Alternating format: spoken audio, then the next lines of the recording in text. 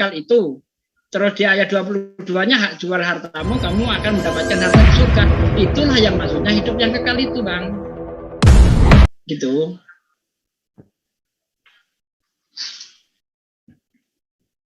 Iya. Kalau kita di Yohanes 3 ayat 16 ya. Sama ya, hidup yang kekal ya. Iya, betul. Yohanes 3 ayat 16 coba Bang. Ini Yohanes 3 ayat 17. Yohanes 17 ayat 3. Yohanes 3 ayat 16. Itu hidup yang kekal itu maksudnya masuk surga seperti yang Anda maksud tadi. Nah, itu dia. Karena begitu besar kasih Allah akan dunia ini sehingga Ia telah mengaruniakan anaknya yang tunggal supaya setiap orang yang percaya kepadanya tidak binasa melainkan peroleh hidup yang kekal. Nah, bagaimana cara mendapatkan hidup yang kekal? Apakah percaya Yesus sebagai Tuhan? Mana ayatnya? Tapi kalau saya katakan hidup yang kekal itu cara memperolehnya percaya Yesus sebagai utusan dan hanya ada satu Tuhan. Yohanes 17 ayat 3, Lukas 18 ayat 18 sampai 22, hidup yang kekal beramal soleh. Jadi selain beriman, ya itu juga harus beramal soleh. Bukan hanya beriman Yesus mati di salib untuk menebus dosa manusia. Tidak ketemu ayatnya. Yesus nggak pernah mengajarkan itu, Bang. Cek di mana ada. Saya ini sudah baca Bible tuh sampai lungset Bible saya itu dari Kejadian sampai Wahyu. Makanya saya nggak perlu buka-buka loh. Coba saya open cam mana ada buka-buka Bible. Ya, keren. Ya karena saya sudah baca dari Kejadian sampai Wahyu itu saya baca, saya nggak paham.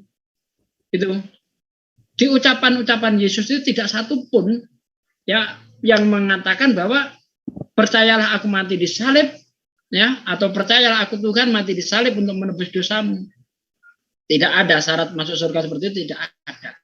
Justru ditekankan oleh Yesus di dalam Matius 5 ayat 17 sampai ayat 20 itu. Jangan kamu sangka aku datang ke dunia untuk melenyapkan hukum Taurat dan kitab para nabi. Hukum Taurat tidak akan dilenyapkan hingga langit dan bumi lenyap. Satu iota, satu titik pun hukum Taurat tidak akan dilenyapkan hingga semuanya itu terjadi. Barang siapa yang menghilangkan satu titik dari hukum Taurat kemudian mengajarkan kepada orang lain, dia akan menempati kerajaan terendah dari kerajaan Allah. Barang siapa yang mengajarkan hukum Taurat, ya itu tuh di ayat 19-nya tuh coba Bang, ayat 19-nya Bang. Terus ayat 19 tuh. Nah, ini dia. Karena itu siapa yang meniadakan salah satu perintah hukum Taurat sekalipun yang paling kecil dan mengajarkannya demikian kepada orang lain, ia akan menduduki tempat yang paling rendah di dalam kerajaan surga.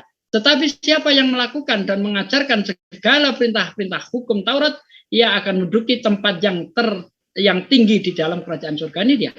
Menjalankan perintah Tuhan, menjalankan hukum Taurat untuk mendapatkan surga, Bang. Nah, di ayat 20 ini diperjelas oleh Yesus nih. Maka aku berkata kepadamu, nah di sini, maka aku berkata kepadamu, jika hidup keagamaanmu tidak lebih benar daripada hidup keagamaan ahli Taurat dan orang Farisi, sesungguhnya kamu tidak akan masuk ke dalam kerajaan surga. Ini dia. Mau tahu kehidupan keagamaan orang Farisi seperti apa, Bang? Bang Donri? Ya, Bang.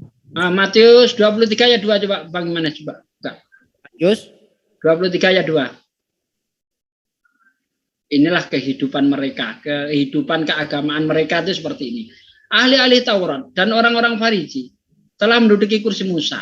Sebab itu turutilah dan lakukanlah segala sesuatu yang mereka ajarkan kepadamu, tetapi jangan kamu turuti perbuatan-perbuatan mereka, karena mereka mengajarkannya tetapi tidak melakukannya. Ini dia.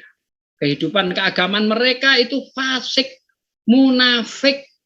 Dia hanya mengajarkan orang untuk berbuat baik, tetapi dia tidak melakukan. Nah, jadi harus melakukan segala perintah Tuhan supaya mendapatkan hidup di surga. Bukan percaya Yesus Tuhan mati di salib untuk menebus dosa manusia. Yesus tidak pernah mengajarkan. Terima kasih. Ya. Makasih Pak D. Jadi terlalu ketinggian sepertinya Pak D ini. Gitu ya.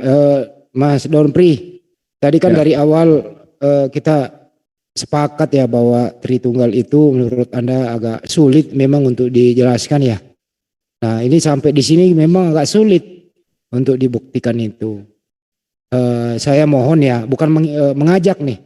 Itu kan ikut apa kata Yesus bahwa hanya satu-satunya inilah hidup yang kekal itu gitu loh. Jadi hanya satu ya. Menurut Anda ada berapa sih yang mengutus Yesus? Satu atau dua, Bro? Ini dulu. Yang mengutus Yesus ke muka bumi ini satu atau dua? Bapak ya yang mengutus. Iya, Bapak yang mengutus. Kalau Bapak dengan Yesus itu sederajat atau tidak? Menurut Anda? Sebenarnya setara ya, tapi Yesus tidak menganggap kesetaraannya itu yang patut dipertahankan. Jangan dijawab mendua begitu. Inilah yang membuat kadang-kadang jadi bingung gitu. Gini aja deh kalau pertanyaan yang mudah. Yesus dan Bapa itu menurut Anda sama atau beda? Satu ya. Enggak, jangan satu dulu. Sama atau berbeda? Menurut Anda? Kalau saya jawab sama, kalau saya beda, beda juga. Karena aspeknya berbeda ya. Tapi Artinya semua mereka berbeda sama. dong. Loh kok beda terus sama juga gimana ini? Ini kan netral. Iya, maksudnya ini yang saya maksudkan Allah Tritunggal. Kok satu, kok tiga? Nah, ini uniknya sebenarnya di situ sih. Oh, di situ uniknya dan sulit untuk dijelaskan gitu ya secara baik dan cepat gitu ya. Iya, Oke, saya persingkat lagi biar mudah dimengerti. Kan Bapak yang mengutus Yesus. Yesus ini adalah utusan. Kan gitu ya? Nah, apakah iya. apakah yang mengutus ini sama dengan yang diutus? Gimana? Apakah yang mengutus ini sama dengan yang diutus? Iya. Coba Yohanes 13 ayat 16 Bang, dibuka itu Bang. Iya, itu coba aja dibaca. Cuma Coba standar-standar dibaca itu. gini. Standar-standar gini aja sih Pak Dey sebenarnya. Ya. Biar cepat terpecahkan misteri Tritunggal ini kepada teman kita Donpri ini gitu ya. Ya. Ini bukan bentar Bang Andi. Kawan kita ini kan tadi mengatakan antara yang diutus yang mengutus itu sama. Coba benar nggak dengan ayat ini? Cocok enggak gitu loh. Bang Imanes tolong Yohanes 13 ayat 16 Bang Imanes. Biar Bang, biar paham dia Bang. Jadi nanti kalau dia mau mengatakan sama, nggak bisa, ayatnya ternyata begini gitu. Bang Imanes? Kalau Mana nih salah Bang Imanes? Yohanes 13:16 ya Pak Dey ya. Ya. Aku berkata kepadamu, sesungguhnya seorang hamba tidaklah lebih tinggi daripada tuannya, ataupun seorang utusan daripada dia yang mengutusnya. Yesus yang ngomong loh. Iya. Jadi lebih tinggi Bapak daripada Yesus, bukan tinggi badan ya, maksudnya kedudukan, status di sini bro. Itu kira-kira. Iya. Jadi apa Yohanes ya? berapa? Udah saya baca tadi 13:16, sudah paham dia. Itu ya bro. Jadi artinya yang mengutus itu tidak lebih tinggi daripada yang diutus. Kan kita setuju di sini bro. Iya, kalau firman tertulis amin ya. Iya. Jadi artinya di sini adalah untuk menjawab atau melunakkan konsep daripada Tritunggal itu, kembali ke Yesus. Saya yakin jawabannya di sana ada. Kenapa? Karena kita semua tahu bahwa Yesus nggak pernah mengajarkan demikian. Nabi Musa nggak pernah, Yesus nggak pernah ngajarin Tritunggal, gitu loh. Nah setelah nggak ada Yesus, bro. Nah konsili itu 325 itu baru setara loh. Gitu loh. Belum Bang, di konsili itu belum Bang, belum ada Trinitas Bang. Konsili Nesia tahun 325 belum ya. Trinitas belum. Trinitas itu nanti setelah 381. Konsili Kalgedon itu 381 itu. Iya 381. Oke lah. Ya. Baik, jadi gitu loh bro. Jadi apa ya? Yesus sudah nggak ada baru nongol itu konsep. Kalau menurut kami, tapi kalau Anda menemukan di Bible itu ya sepertinya sulit. Kecuali pakai itulah tadi waktu terjadi pembaptisan kan 3 tempat yang berbeda. Yesus di Sungai Yordan, ada merpati, ada suara dari surga, inilah anakku yang kukasih, kepadanya lah aku berkenan. Kan 3 tempat, Bang. Itu kan juga tadi udah dipatahkan Pak Desugi, suaranya pun nggak bisa dilihat, rupanya juga nggak bisa dilihat.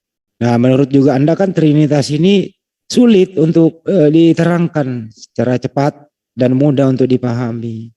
Dokter aja bro, kemarin di sini pusing loh, dokter atau PhD itu mata luar negeri membahas ini bingung dia. Serius. Pendeta Lengkong. Ya, Josias Lengkong itu. Ya unik ya. Unik emang bro. Jadi saya mengajak Anda untuk mempermudah urusan. Mau nggak dipermudah urusan bro? Kalau saya sih tanggapnya mudah, tapi mudah-mudah unik. Jadi enak. Nggak gini aja deh, kalau mau mempermudah itu, kita kan setuju waktu Yesus hidup ini kan dia pernah berdoa kepada yang mengutus dia toh. Ya. Oke. Bagaimana kalau kita hari ini setuju bahwa kita ikuti cara Yesus? Kita berdoa seperti yang pernah Yesus lakukan dan tujuan doanya kemana? Jangan berdoa kepada Yesus, tapi berdoa kepada yang pernah Yesus tempatnya berdoa. Bagaimana bro kira-kira? Saya permudah loh. Berdoa kepada Bapa, amin aja. Iya benar, jadi nggak berdoa kepada Yesus. Hari ini kan sebenarnya satu ya. Yang kayak tadi ya Pak Sugi bilang, percaya yang mana? Yohanes 3:16 kan bilang, setiap orang yang percaya kepadanya, kepada Tuhan tidak binasa, ya harus percaya kepada Tuhan. Biar kepada Tuhannya ya. Iya kepada Tuhannya Yesus. Ya kan Yesus yang ngomong. Bukan kepercaya dia. Yesus nggak pernah berkata percaya aku sebagai Tuhan. Enggak. Percayalah dia kepada yang mengutus aku. Kan gitu bro. Ya kan dia dan Bapa sama. Kan nggak bisa. Tadi kan dibacakan tadi Yohanes 13 dan Yohanes 13:16 itu. Yang mengutus tidak lebih tinggi daripada yang diutus. Samanya di mana? Iya. Tidak ada salah. Jadi nggak sama, beda banget. Atau mau ada diutus? Waktu diutus nggak sama bro. Iya. Yesus diutus dia jadi manusia pada umumnya ya. Iya betul. Dia 100% manusia, 100% ada unsur ilahinya ya. Nggak ada unsur ilahi dalam diri Yesus bro. Waktu dia dikandung Roh Kudus kan itu unsur ilahi. Yang mengandung itu Bunda Maria, bukan Roh Kudus yang mengandung dia. Dikandung dari Roh Kudus kan? Bukan. Bunda Maria itu mengandung. Bentar. Bunda Maria itu mengandung atas kehendak siapa menurut Anda, bro? Yang berkehendak atas hamilnya Bunda Maria itu